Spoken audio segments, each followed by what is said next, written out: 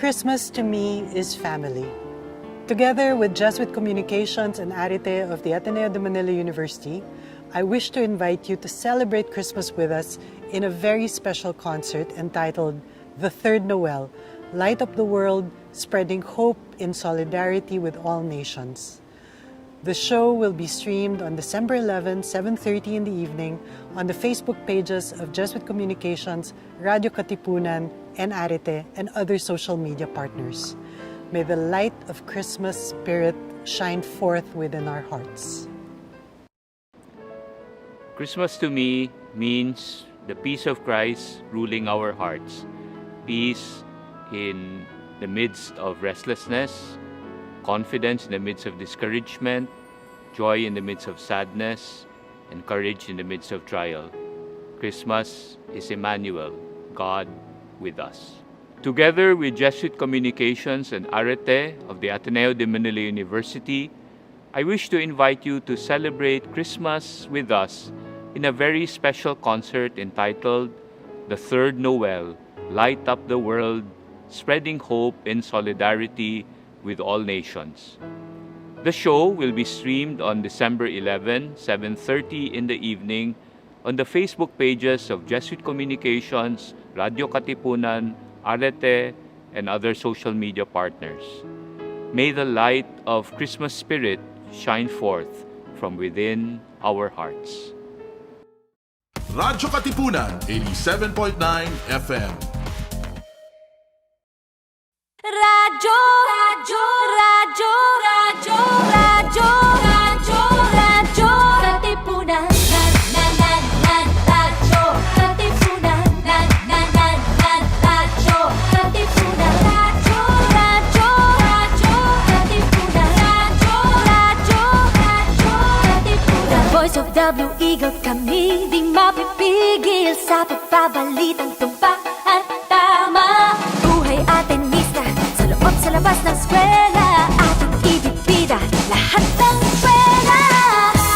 Radyo, radyo, radyo, Katipunan, radyo, radyo, radyo, Katipunan, radyo, Katipunan, radyo, Katipunan. Kawal ni Ignacio, Katipunero sugo, todo sa kayod, tunong at tulong. Lipad na Blue Eagle, galing giting at tigil, blue and white, one big fight.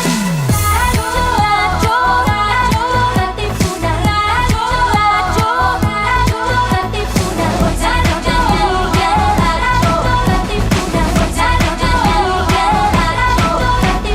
radyo, Katipunan, radyo, Katipunan.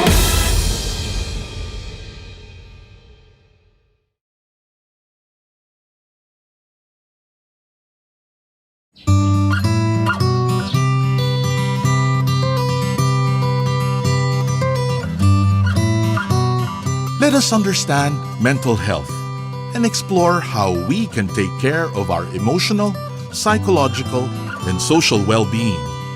Welcome to your weekly slice of mental health tips and tidbits with Pat and B, here on MindEd. Sa'yo sumisilong kapag ang puso ko'y pagod.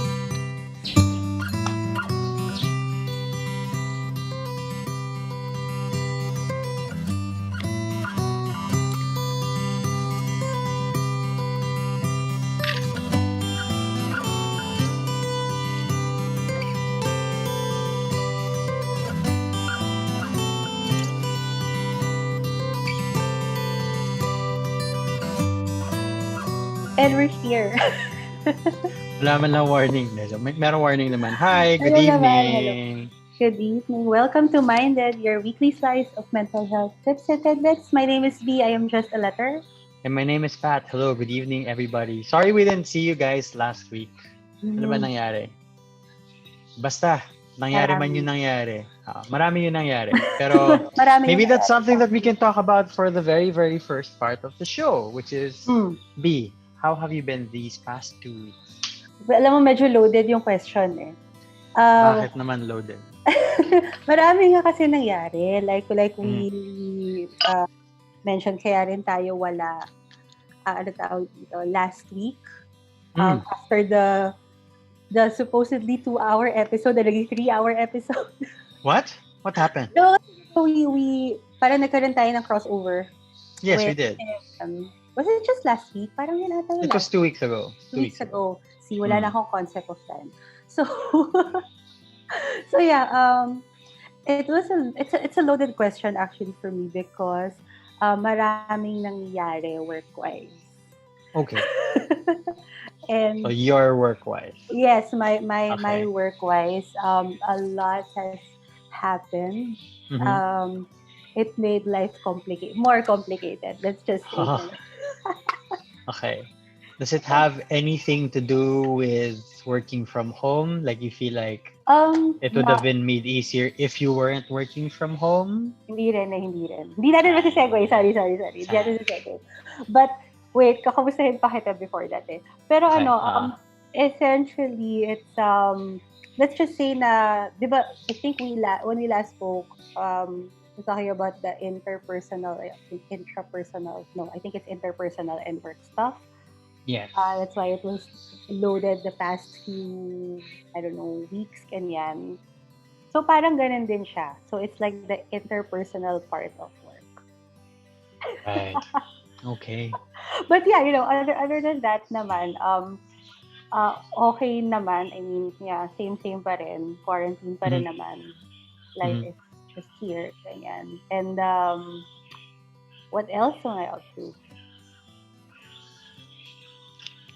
Alam mo yung sa sobrang dami nangyari, di ko alam pa rin mga kwento ko or hindi. But anyway, enough about me. How about you? How have you been? How was your week? Past 2 weeks, honestly, have been a blur. Totoo ba? Oo, it's been a blur. It's not just like work-wise kasi I think lots of transition stuff. Not transition for me, but like in general, family-wise, changing things. For example, ma-share na lang din.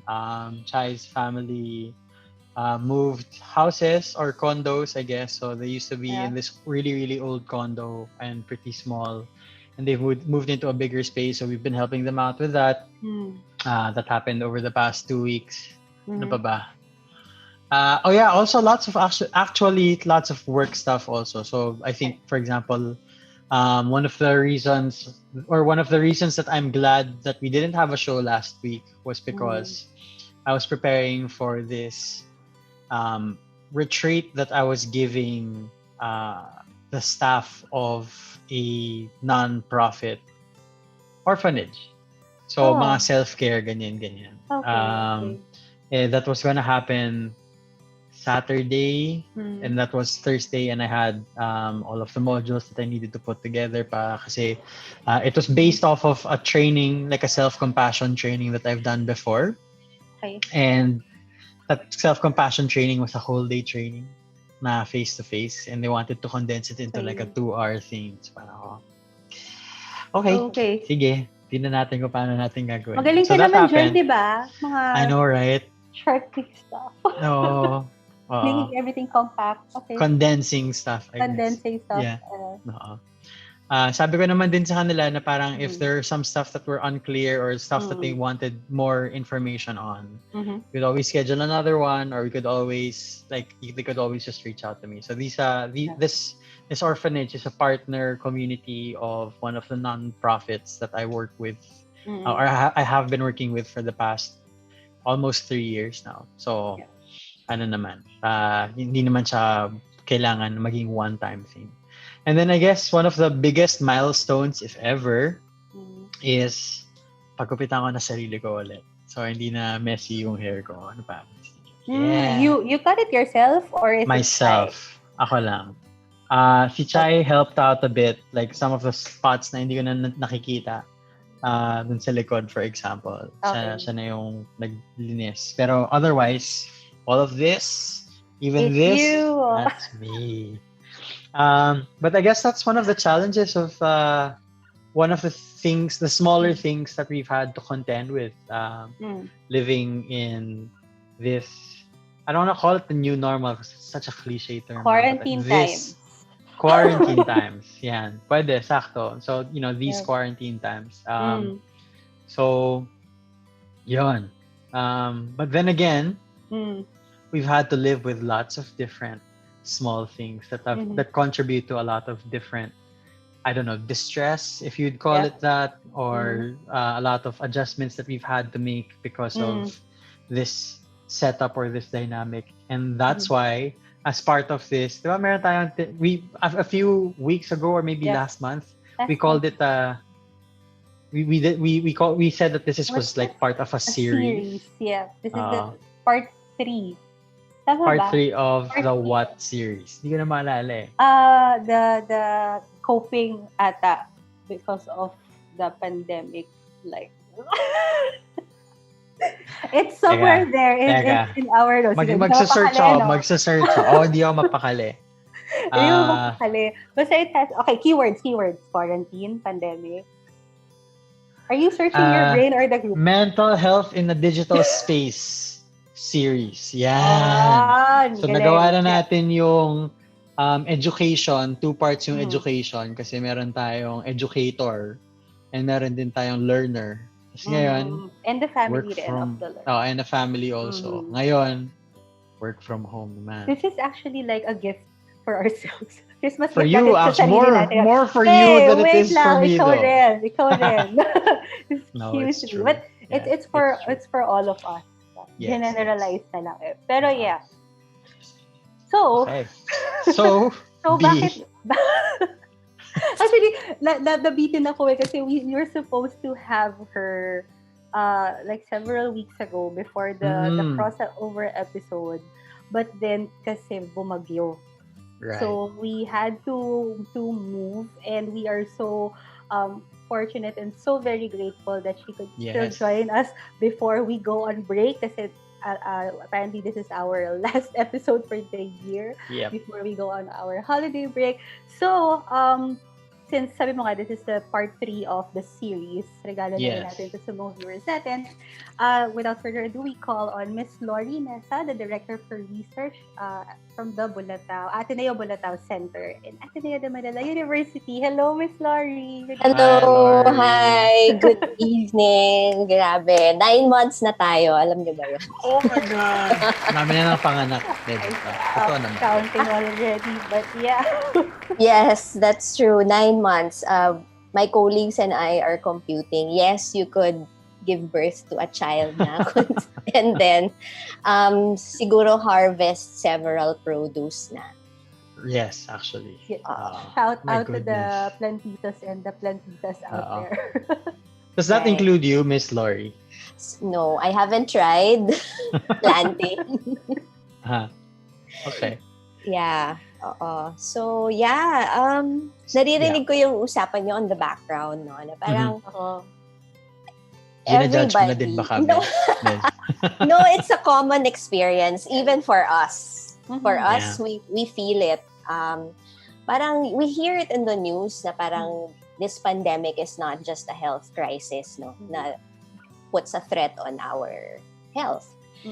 Meron din siyang kakabit na parang mental health crisis. Parang we hear that in the news. Parang there's this invisible emotional strain that everyone is experiencing. Parang just to give you perspective of what's it like, no? Just in our center, we have like a 3-month wait list for people who want counseling services. We have done probably 100 webinars on mental health since April. Since April. My goodness. And there's a 100 wait list for our free psychological first aid sessions.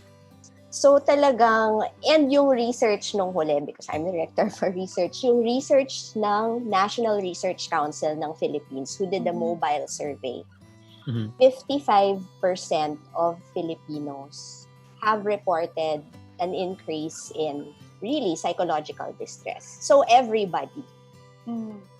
yeah, ramdam na ramdam to. Dang. I know. Okay. Yeah. So I am so happy na we are at the end of the tail end of the year and we're off to a break because I guess marami tayong baon na mga stories about, how difficult it is to transition, to adjust, and all of that. And if I could siguro borrow some of the stories of our clients, it's typical. It's not really related to the pandemic per se. Lang COVID, nothing related to that. But parang it's the normal stress pre-pandemic. But when you feel it, it's times 10. Parang ganun yung description nila nung bigat. Parang andaling mapagod. Kahit hindi ka na nagko-commute, parang dati reklamo tayo ng reklamo about traffic, di ba? Na parang now, we have saved 4 hours of commute time. Hindi na ako magbibihes, di ba? So I just sip. Pero the fatigue that they feel is different. Parang ang aga mapagod. Or kahit na natulog ka ng siguro 6-8 hours, parang madalang yung experience that you wake up feeling refreshed. So, I don't know if you feel that, but yes to that too. Ako nafe-feel ko yun. But why is that so, Miss Laurie? I mean, di ba parang mas relax nga kasi nasa bahay? So why do we feel like that sort of tiredness? Oo. Kasi parang unbeknownst to us, we are doing this unconscious parang cognitive load happening. So even if we're doing the same things, there's extra effort in our brain, especially when there is a crisis or stress. So what's happening is that we go on what we call negativity bias. So what that means is our brain tries to narrow down and zero in on aspects of our life that are negative. Meaning it's wired and programmed to notice things that are wrong, to notice things that are not going right. And our memories of the horrible things that have happened to us in the past is so immediate ngayong panahon ng crisis. Okay. And if you think about it, parang ba't naman ganun, di ba? Ang hirap na nga dinadagdagan pa ng utak natin, di ba? By narrowing, zeroing in on bad things. It has a good purpose, actually. It has an evolution. It's natural. Yeah. It's natural, yes. Yeah. Because we're primed to pay attention to the bad things so we can prepare for it. Paghandaan natin, we anticipate it. Pero yun lang, we're not good at modulating it. Nasosobrahan tayo with the way we zero in and zone in on the bad things that it becomes recipe for our distress. And it takes a lot of cognitive load para isipin yung extra na maaring masamang mangyari, the worst thing that could happen. And it's exhausting. It depletes us of resources. So, that's why in this pandemic, hindi rin surprising yung mga tumataas yung divorce rates. Because when people are on defensive mode, people also assume the worst in other people. They become combative also. Yeah, they become combative. So, you react parang, typical, ito yung mode natin, di ba? Or text or email, di ba? So, sometimes because we're pressed for time dahil ang dami nating extra gagawin. Like for us, we have to migrate everything online. So, there's an overwhelming load of work to do. So, sometimes you tend to be concise also when you message. Like, you would say, K, ganyan lang, right? It's okay on a text message, di ba? Right. But for some people who are parang oversensitive and they're on defensive mode, sobra namang, alam mo yon, nagbalat sibuyas and sobrang, alam mo yon, they feel kawawa. That's common. People appraise mga normal, neutral interactions as combative and hostile. So, those are one of the many ways by which we go overboard when it comes to going on the defensive mode. On the flip side, people naman become reactive Okay. and umiikli yung pasensya. So, yeah, so ganon. Those are one of the many ways that this cognitive load impacts us. I'm actually curious about the term na negativity bias, because it's something new to me, and I think it's more magnified because of the particular challenges that we encounter during work from home. Or is it like after effects or ano ba, side effects of having to migrate your outside life and bring it into your home, where parang naka-contain ka. Oo. Actually, hindi lang negativity bias that's playing into the difficulty, no? Kasama din dito, I think we hear it a lot, yung blurring of boundaries and roles. Nakakadagdag siya sa cognitive load, kumbaga sa bigat ng dala-dala natin. Aside from assuming the worst case scenario, we are also, ang dami natin kailangan isipin. Okay. Here's the thing, konti lang yung kayang i-handle ng utak natin. So that's why Jollibee creates this sorry, so hindi ko na alam, no? My memory is botched. What is Jollibee's number? I'm sure it's so... Pwede ba sabihin? 87,000. Okay, there you go. So, hindi po kami nagpa-plug. Demonstration lang ng cognitive load. Okay, so they come up with short, easily digestible numbers so that we can remember it. Right. Precisely because konti lang yung kaya nating i-handle at the same time. So if you think about that capacity in terms of, the blurring of lines that I am talking about, yung pre-pandemic life natin, it neatly arranges our life into those segments and chunks so that it's easier to handle. Right. What are those? So the simple act of dressing up for work already parang is like a tag for your mind. Okay, you go switch to work mode now. Right? And so when you visit your physical space, may transition ritual ka pa niyan, di ba? The transition ritual is you get in your car or you go ride whatever to get to your workplace, di ba? And so when you arrive at your workplace, the physical features of your office is also your environment, and the people that you work with signal na to your brain na, okay, work mode. I am employee number 1 now. Ganyan. Okay. But when we go home and we change into our pambahay, that is also something that helps our brain to neatly tell it na, okay, I am now wife, or I am now ate, or whatever role you play at home.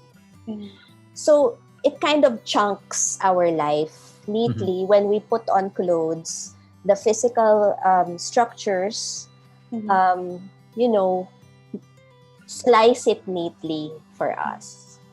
Pero ngayon na nasa karamihan sa atin, work from home, like me, those things get blurred. So, yeah. So, ang dami mong hinahandle and parang pinanghahawakan na identity at the same time. And so, it's too much to handle for our brain, that cognitive load, di ba? So, parang nakapambahay ka and then, well, at least half nakapambahay ka. Guilty ako dyan. Not even gonna deny it. And then you're working on it, you're working on something, diba? Yeah. Or even for the people at home, parang that's a big cognitive load din para sa kanila. I would have experiences na uutusan ka, diba? Nagtatrabaho ka nga, diba? So to them, they don't get it that you're working. They would say, nasa bahay ka lang naman ba't di ka tumulong, diba? Yeah. So to them, it's also a blurring of because you're physically there. Yeah. So, yes, yun, nakakadagdag siya sa cognitive load. So, that's why for some people, when I talk to other people who struggle with this, importante to create those structures. It's as simple as for some people putting on pants to help their mind get into that zone Set, of work. yeah. Yes. Oo. Yeah. Or for other people, merong designated laptop na pang trabaho. Right. Oo. Or corners. Or corners. Ah. Oo. Sino ba yung narinig ko na parang I heard the story that for some people, they put a border of scotch tape to say na ito yung This is my workspace. yes, this is Yeah. my workspace. Okay. Because those physical markers somehow help with the cognitive load. Right. Yeah. Right. I think I can share siguro pre-pandemic kasi I've always been work from home naman. But I'm work from home but it's mobile because I still travel to parang Offices. yes. But when I have like free time na wala akong meeting, I still go to kuya sabi natin to a coffee shop. Kasi ganun din yung conditioning nun eh. I think I'm just, rationalizing then what Miss Laurie said about the boundaries and creating that scotch tape.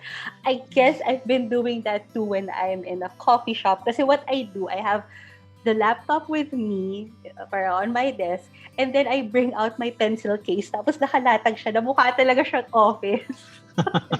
Right. Sorry, geek talaga eh. No? So para naka-ano siya na para lang makondisyon yung sarili ko na para okay, I have my work notebook here. Yes, I still doodle notes on a notebook. And then I have my pencil case there. I have chargers and everything. Hindi siya ano tawag dito. Hindi siya parang kunyari nasa bahay as opposed to, sitting on a couch.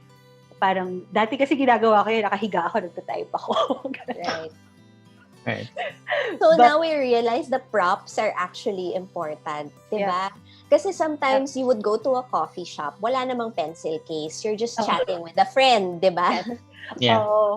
Walang laptop. Kung mag-laptop ka lang, parang, manunod ka lang ng streaming, whatever, ganyan. But yeah, like conditioning, I guess that's the thing.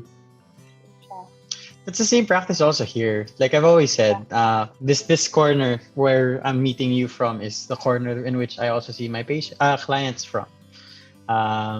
So this is my own way of like being, or ano ba siya? It's a mindfulness practice for me. Na parang I've always set my mind to, okay, so I'm sitting in this corner now, and this means I'm working, or I'm working on stuff in general.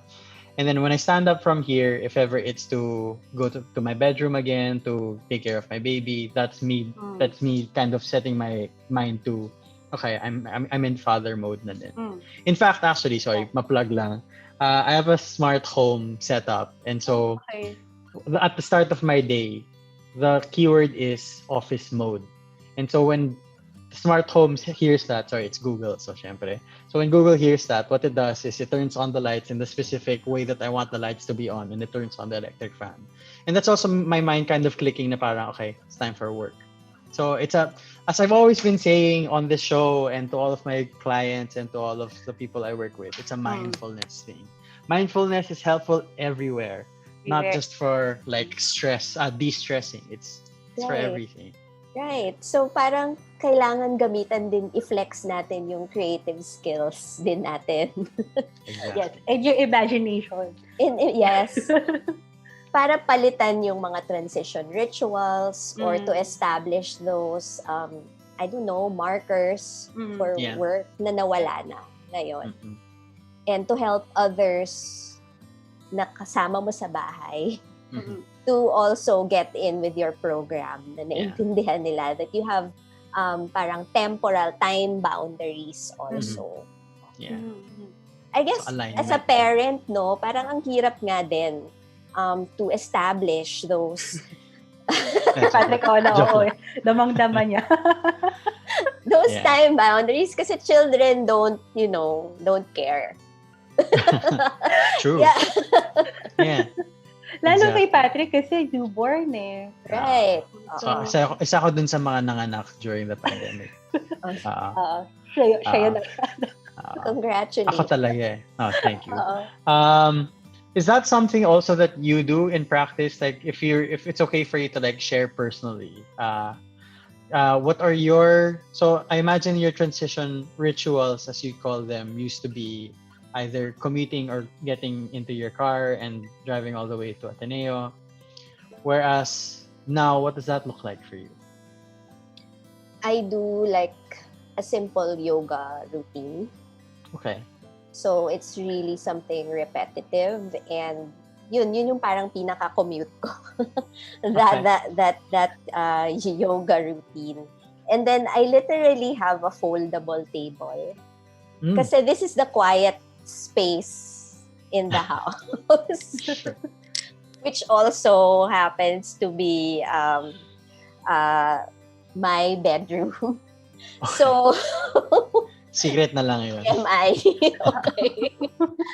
So I set up like a foldable table, and putting away the table is equivalent to me parang nagsasara na ako ng tindahan, sarado Nice. na po. Oo. Yeah. So that sort Galing, of thing. Oo. Yeah.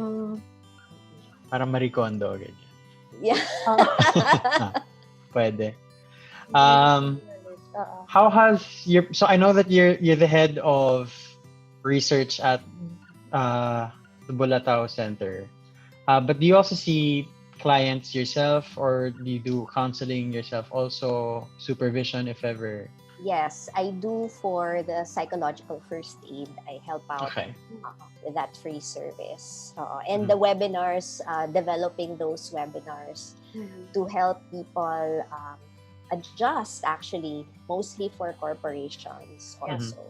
So, I'm familiar with the struggles of people adjusting to this work from home. And I think nasa point na rin tayo na maraming bumabalik to their workplace. So that adds a different transition naman din. Transition. Or adjustment. Oo. Tapos yun naman, for those people, and I think for some of us too, the level of threat is different. Kasi you really have to be hyper vigilant about, touching things or remembering to keep your mask on. Yeah. You would hear stories of people, sipping their coffee, may mask pa pala sila, that sort of thing. But it's so hard because so that adds actually to our cognitive load because we have to do new things. Yeah. Ang daming ritual. Additional talaga. Ang daming ritual. Sobra. Yeah.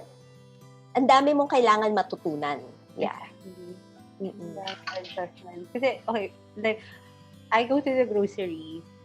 Normally, pasok ka lang, labas. Gusto mo kumain sa labas, kain ka, iwan mo sa baggage. Pero ngayon yung mga tipong, papasok ka, may contact tracing na magaganap. Ang dami mo, okay, buti na lang may smartphones, there may QR codes, ganyan. And then, let's say, sabihin natin, you're gonna eat out. Yan. So, alam mo yun, parang when you settle down, may contact tracing again, and then you have to, alam mo yun, gusto mo lalagay yung shield mo, lilinisan mo pa yan. Super planning ako, nag-wipes ako everywhere before I put down my stuff. Same. Yeah. Yeah. Tama lang naman. Dapat lang naman. Sobrang gets natin yung pagiging, what's the term kanina? Highly vigilant? Constant? Hypervigilant. There we go. About these things. And yes, I do get that it adds up a lot of, it adds up to the stress kasi dagdag siya sa mga iisipin mo pa sa normal. That's true. And I guess it also drives people to feel burnt out. True. Yes. Kasi hindi na rin nila nalalaman saan baka burnt out sa responsibilities at home, for myself, work. So I guess nagko-collide din yung worlds in terms of that. True. And I'm glad you brought up that term, burnt out. Burnout. Oo. Kasi parang I'd always like to compare our physical state with our mental state. Kasi parang with physical states, ang dali nating maintindihan yun eh. Na parang that when we expend energy, napapagod tayo. Yeah. Or, for instance, when we work out in the gym, may kaya lang tayong weight, Pero pag sinobrahan mo, it results to injury, di ba? Kasi Yeah. hindi mo nga kaya eh. So, when we talk about burnout, it literally, that's what happens. We get burnt out. Nauubusan tayo. Ubus na tayo. And that's why ang daming tao who fall into burnout right now is because we don't realize the demands that's parang na kailangan natin ibato ngayon in terms of learning new things, these safety protocols, disinfecting, wearing masks, and all of those things. This blurring of lines, diba? Yung identity na parang we have to juggle all of these. And on top of that, parang nadagdagan talaga tayo ng trabaho ngayon. Doing things differently, setting up structures, setting up online structures. So, talagang recipe talaga lahat to for burnout. Yun. And so, for physical health, no, ang daling makita yon kasi you feel it muscular, di ba? Muscular pain. But for, anong tawag dito? For us, kadalasan hindi tayo naturuan kung ano nga ba itsura nun, di ba? So, it would look like, really physically tired easily. For some people, it's making a lot more uncharacteristic mistakes. Kung dati, alam mo yun, sobrang galing mo dito. Alam mo yun, you could do it with your eyes closed. Ngayon, parang ang dami mo ng mali. Ano pa ba? Timekeeping might slip, guilty. Hindi ko na nga alam kung anong araw ngayon. That sort of thing. Or December na pala. Grabe. So that sort of thing, timekeeping might slip. Ano pa ba? For others, nag-i-increase yung smoking. To alleviate the distress, people want quick stress relief. Okay. So that's why, people Or drink. shopping also. Oh my gosh, yes. Punong-puno na yung shopping cart mo. Kung malapit na yung... Akala ko din sa'yo eh. Okay. But yes, yun. On the flip side, yung iba, ubos. Yung reaction naman ng ibang tao sa distress and burnout is to actually do more. Be more impulsive. Compensatory behavior. Yes, be more chaotic. And yan, isa na yan, yung punong-puno na yung add to cart mo, yung shopping cart mo. And Retail therapy nga eh. yes. And alam ng Lazada yan. Kilala nila. Yes. Actually. They can smell it. So that's why, 12-12 is such a big hit. Because, yun na nga. When people are stressed, actually, it's like a common thing, no? When in times of crisis or even during recession, tumataas yung sales ng alcohol, ng cigarettes, and in this case, online shopping. So yun, just recognizing also when our mental, it's putting a strain on us, parang would help us be more thoughtful in the restful and parang restorative activities that we choose. Am I doing this to escape? Is my Netflix watching? Is my K-drama watching? That's, eating up my entire day. Like something that I am escaping, stress from. Into, yeah. Rather. Yeah. So, yun.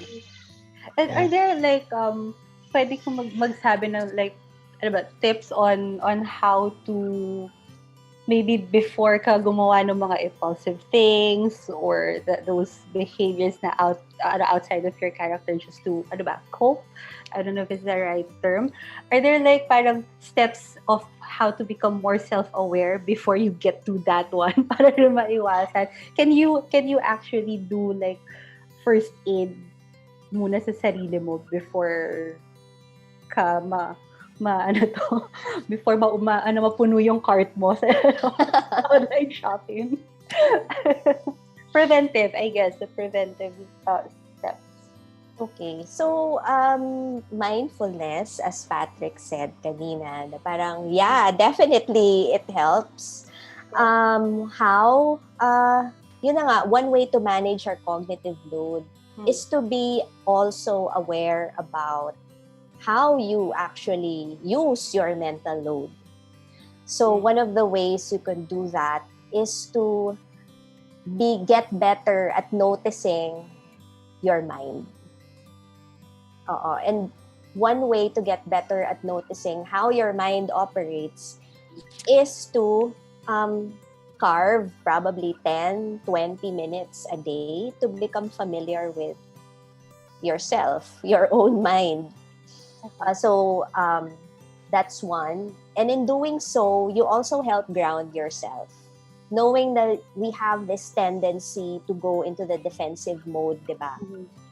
Spending and carving time to sit and be still helps you be aware of when your mind is going into that defensive mode.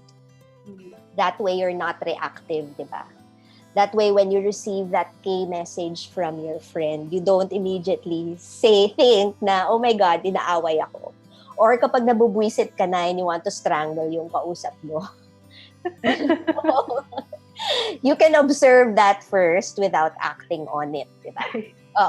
You don't have to act on your thoughts. You don't have to act on... Kasi minsan yung mga shopping cart na yan, buying all of those stuff, we unconsciously don't realize that there is this notion na we feel kawawa. So when we do, we try to hoard and, reward ourselves. Serve this, I'm so kawawa. Okay. So becoming aware, does this really alleviate am I really kawawa? Or even just clarifying those things that we slide into and fall into whenever we are in the middle of a crisis. What else? Setting a schedule. Okay. That is such a big help for chunking and managing our cognitive load. Kasi kung hindi mo rin naman alam kung ano yung i-commit mo para sa ngayong araw na to, ang daming ang pwedeng gawin. And not knowing what's going to happen in the next hour or how this day is going to turn up is tiring. Kasi choosing upon the million things you have to do overloads you also, the decision fatigue. Diba? Ano bang kailangan kong unahin? Right. Diba? Right. But if before coming into the day, alam mo na, okay, I'm going to chunk my day. This is going to be answering emails. That way, hindi rin tayo reactive when somebody emails you. And you can discipline people also na kung hindi sasagot yan. Kasi hindi niya oras sumagot ng email ngayong panahon na to, di ba? Yeah. So mamaya ka na mag-email. So you discipline people also when you set those boundaries for yourself. That, any email that's coming in at 11 p.m. or pag weekends, hindi masasagot yun. So that kind of thing. So when you establish those structures and that schedule, you also organize it for others as well para hindi ka rin masyado napipigatan. What else? Another thing that we can easily do is gratitude exercise. So I am guilty. I pay lip service to this dati because I find it so cheesy and corny to do this. Pero ngayon na parang pandemic, I kind of realized, wow, it really is something It's useful. helpful. Yeah. It is useful. And why? We are bombarded by a lot of distressing news. Hindi lang pandemic, parang the world is going crazy. Yeah. I know, and sobrang grim and dim ng buong mundo, di ba? And when you're in defensive mode, it's easy to slide into that nga, di ba? When you're in defensive mode, you also think the worst in other people. Yeah. So parang our view of the world becomes distorted also. And when we have an unrealistic perspective of how bad it is out there. Mhm. It depletes us also kasi nadadagdagan nga yung distress natin. But gratitude is not, it's not optimism that's on steroids. It's not fake optimism. But you're just actually noticing things that are real, totoong nangyayari sa buhay mo that you are thankful for. So, hindi siya parang Pollyanna-ish na method. It's not an escape method either. But in doing so, you kind of expand your worldview na, okay, yes, pandemic, ang daming, it's stressful and everything. But look, there's this. And that's the thing when you're in defensive mode, we are not wired to notice the good things. Ang papansinin mo yung the stupid thing you said in a meeting. Yun lang yung matingkad. Yun yung i-rehash mo over and over sa gabi habang hindi ka makatulog.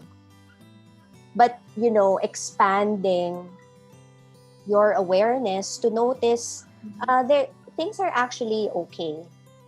Even simple things like, okay, I'm seated here. I can feel my body. It's actually a mindfulness exercise. Right here, I'm seated here and I'm breathing. I'm actually okay. Yeah. I think it's really helpful then for people to be mindful now of the things that you're grateful for. Kasi mga Jesuita laging tinuturo to yung consciousness examen. Like, at the end of the day, what are the things that I am grateful for? What are the things that I'm sorry for? And what are the things that I am hopeful for? So it's sort of like, and then siguro kung gawin mo siya, let's say, di ba every minute of the day, di ba? Pero maybe during idle times or idle moments, I think it would help to do that. Like before you sleep, that's a good schedule. Is my internet laggy? No. No, we can hear you fine. Okay. So, I think the best time to do that is before you sleep. Why? Because before we sleep, that's when we also consolidate. We dream of the things that we are preoccupied with. Okay. So, when you prime your mind to think about the actual real good things that you are thankful for, then you kind of rest easier because that's the last conscious wakeful in your waking moments thing that you thought of. That's nice. Okay. I'm enjoying the tips portion. Bakit? Gagawin mo? Nagawa ka naman ng consciousness pag Siguraduhin mo gagawin mo. pag naalala ko. Pero I think kasi in my head nag-check ako sa mga sinasabi ni Miss Laurie, establishing boundaries at home. Check ako dyan, ganyan. And then I also do yoga. Although pagka late ako nagigising or pag puyat ako, hindi ako nag-yoga sa umaga, but nag-yoga ako sa gabi. Yun yung pangpatulog ko. Patrick, mag-yoga ka na, in other words. I do mindfulness without the stretching. Without the stretching, you do like mind exercises. So the scheduling.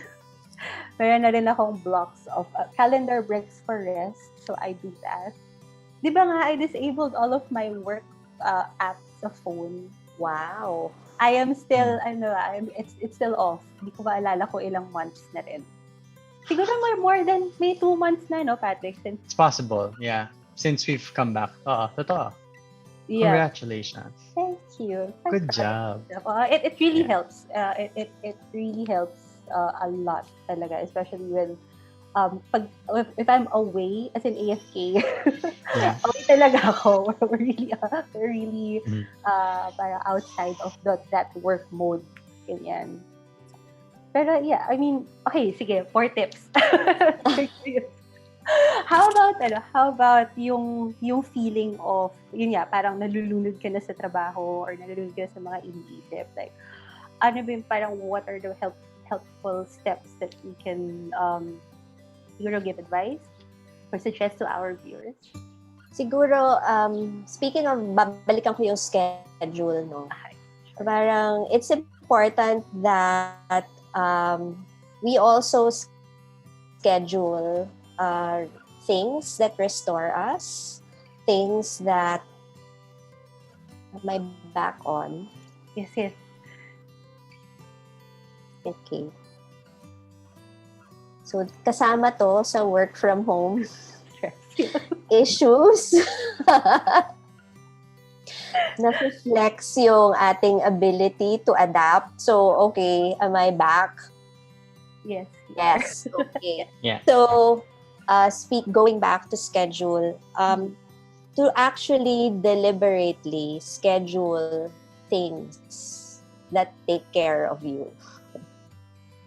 Yes. So, B. Yes, Patrick. oo. Yeah.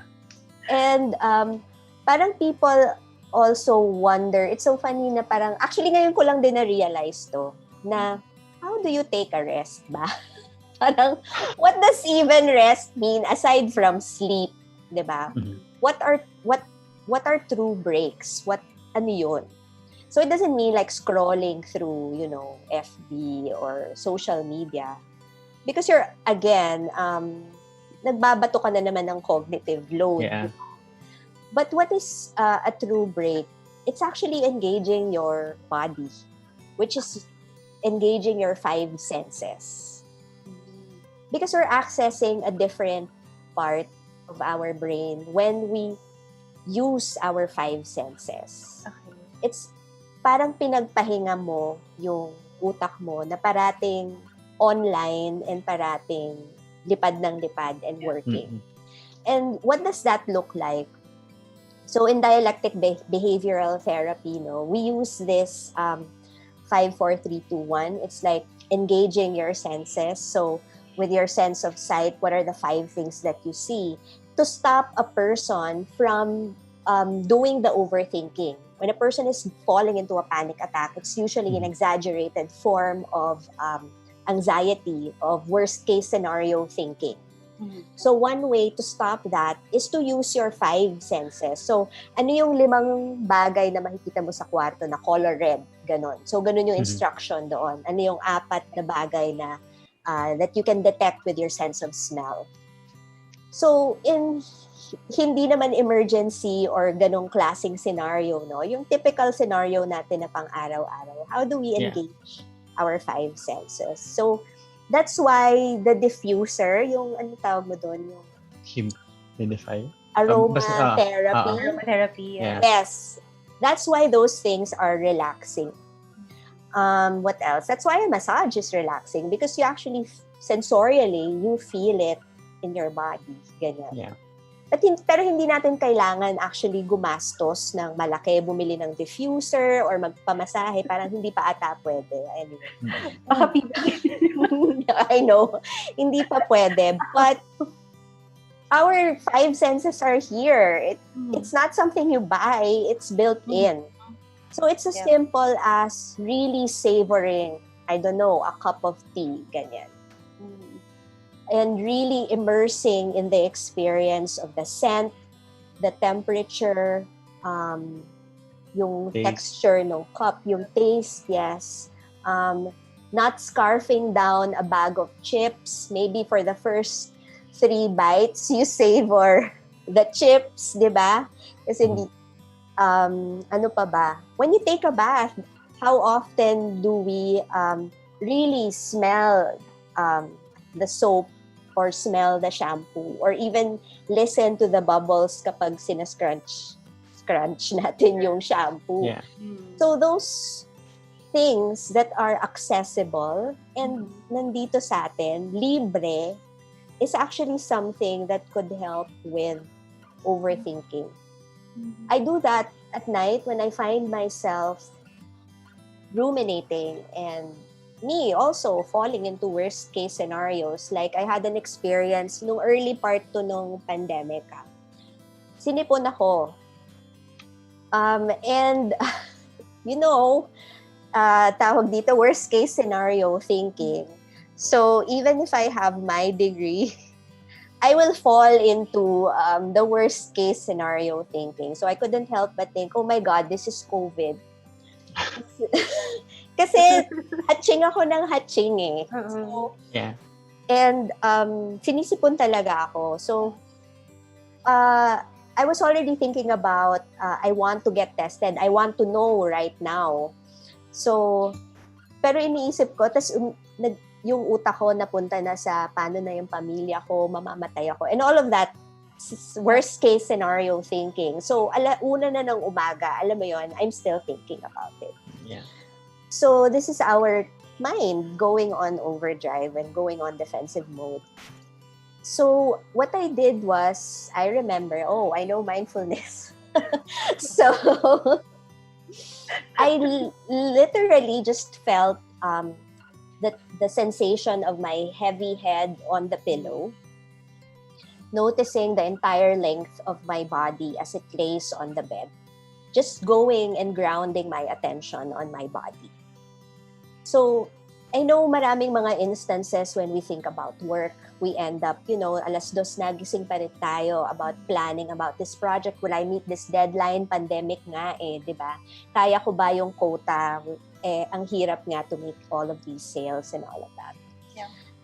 When we find ourselves being in the grip of that overthinking, ground your attention on your senses. It could be as simple as, for children, we have this parang comfort object.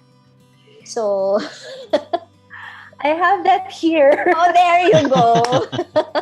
Children. I'm a child. Yeah. So, yeah, simpleng, stuffed toy. Or, yung Blanket. dati, may stress ball, di ba? May mga ganon. Those simple things help actually stop the overthinking. Ground on your body. So it's a present moment practice. Yes. Yeah. Yes. Oo. Balik ka dito. Kasi ngayon, okay ka naman eh. Okay. Yeah. Right. It's actually comforting that you can, parang the therapy, I guess, that we need is actually present and it's actually within reach already. It's actually nakakabit, literally. Yeah. It's really you. Yeah. You just really have to be mindful. Okay, balik tayo sa mindfulness. You really have to be mindful about these things. I'm gonna do a lot. Dami nating assignment. Actually, ang ganda ng episode na to kasi it's like a year-ender na rin. Yeah. So that we can plan for 2021. Most of us will be on break na rin. Tayo, break tayo. Ganyan. So yeah. It's absolutely perfect na rin. Siguro ako, my key takeaways from today. Well, one is to add, and then the other thing is like a I don't know, is it a synthesis? Probably a synthesis. But one is like, Laurie was talking about how we're very prone to like overcompensating for the time or the moments we feel laughed or we feel great stress, and we're prone to doing things that are avoidant of or trying an attempt to escape from our stressors. So shopping, smoking, drinking, and so on and so forth. In ACT, we call that creative hopelessness. We find creative ways to drive our hopelessness further. And so I think one of the things that we can connect with really is our values. So positive psych concept na reminding ourselves or grounding ourselves in the things that really matter to us, or what are the things in our lives that make our lives more meaningful and more fulfilling sustainably rather than just in short term. And if there's anything that the pandemic also teaches us, so I'm not a fan of the whole Filipinos are resilient statement. Sorry, controversial. Pero if there's anything that this pandemic shows us is that we're very adaptable people.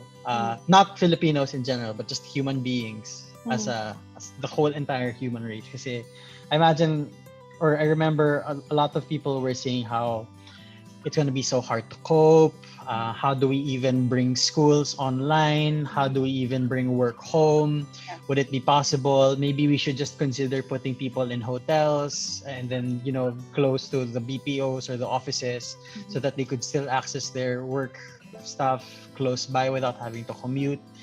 And 9 months from that point, we have today where kids are going to school, albeit amongst or amid a political thing. Teachers are working, people are able to do stuff at home, people are able to dine out, albeit again with masks and face shields and whatever, but it's become part of hate the word, new normal. Diba? So it's again, with the whole negativity bias thing, it's an instinctive thing for sure. But that's what mindfulness teaches us. It's not just to focus, but also to expand. So that's, I think, that one of the beautiful things about mindfulness as a practice. So, wala lang. Salamat. Thank you, Laurie. You are awesome. And you are a gift to our show. Thank you. Yes. Be well. Take care. Yeah. Anything you'd like to plug? Anything of Let's go to the Bulatao comments Center? pala muna, Patrick. But may comments ka? Wala akong comment. Alam mo, I told you that the internet's really wonky. It's weird. Okay. Sorry. Something wrong with Messenger, I think. I think so. Yeah, Currently unavailable nga siya sa akin actually. Talaga So ba? sino ang comments natin? Ang nakita ko lang kasi I have here Pauline Laura. Pao is actually my workmate. Ang sabi niya is agree, a grateful heart is a joyful heart. And she says yes to schedule things that restore us. Yeah. Actually, sorry, babatiin ko na lang din kasi I promised them that I'm gonna greet them. Kasi I recommended this episode to my team. Kasi sabi ko, makakatulong siya sa amin, sa atin. So I'd like to say hello to Sir Moni, Pao, Begs, Faye, Irene, Joey, Ralph, and Tim. Hey so guys. hello to everyone. Ayan, okay. You are our 5 viewers today. Alam mo, iba sobrang naglalag talaga siya sa akin. So I don't I know. It's strange. But with the internet. But yun nga, sabi nga, it's we're here. We're But we're here. And it's accessible naman on YouTube also. I wonder who's watching on YouTube right now. But yeah, thank you again, Miss Laurie. Siguro we'd like to invite you to plug, as Patrick mentioned, whatever. Any events coming up for the Bulatao Center? Any services? I know you guys have like a backlog of clients. So wag na lang siguro yung psych services. Okay pa rin. Andito pa rin kami. So, if you need psychological services, counseling services, you can log on to Ateneo Bulatao Center. On our Facebook page, you can access the link there to schedule an appointment. And also, we conduct webinars and train people to do psychological first aid as well. So you get those information are available on our Ateneo Bulatao Center Facebook page. Yeah. Okay. Thank you. So Anything else, B? Any announcements on our end? sa atin, we have actually a concert tomorrow. It's bigla, may concert. This is a concert in partnership with Arete, Jesuit Communications, Radyo Katipunan. It's entitled The Third Noel, Light of the World. It's actually the third, literally the third concert from 2 years ago. Kasi we're it's like a birthday concert of Sir Noel Ferrer. Hi, Sir. Advance happy birthday. And yan, ang ating from Level Up. Of course, kasama rin natin dito sa Radyo Katipunan. So, about 2 years ago, nung first Noel, sa Arete din siya, Sinday Hall. And then, second Noel last year, nandun siya sa Amphitheater. Tapos, oh, by the way, alam mo ba dapat yung one praise na sa Amphitheater? Anyway, so... Talaga? ang ganda noon, sobrang ganda ng ground sila. So, the third Noel naman, since we have to, as we say, adapt. So, it's an online concert. Some of the acts were shot on location, dun mismo sa theater sa Arete. And then some are shot from their own homes. Mhm. So Okay. it's a very exciting project. So yung list of artists, there are a lot talaga eh. But you can head over to the Facebook pages of Jesuit Communications, Radyo Katipunan, Arite, of course. And maraming mga posters doon. So Sure. you Okay. inform about who's gonna perform. Yeah, ano ba bang i-announce natin? Oh yeah, this is the last episode of MindEd here. Right.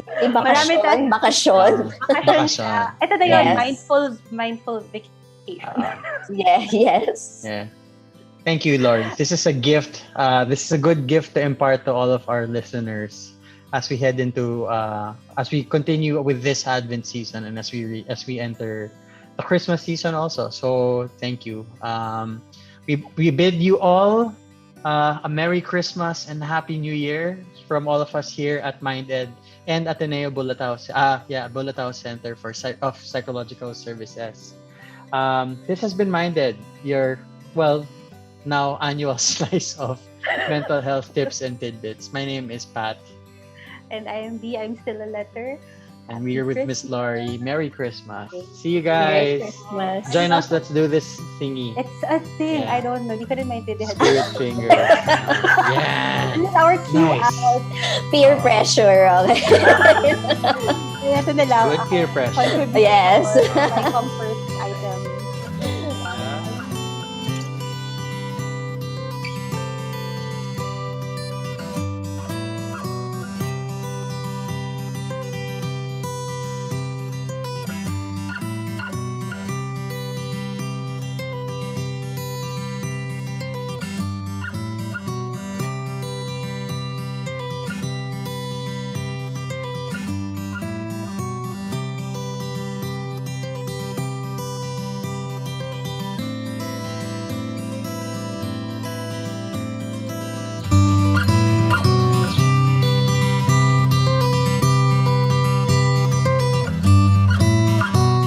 Let us understand mental health and explore how we can take care of our emotional, psychological, and social well-being.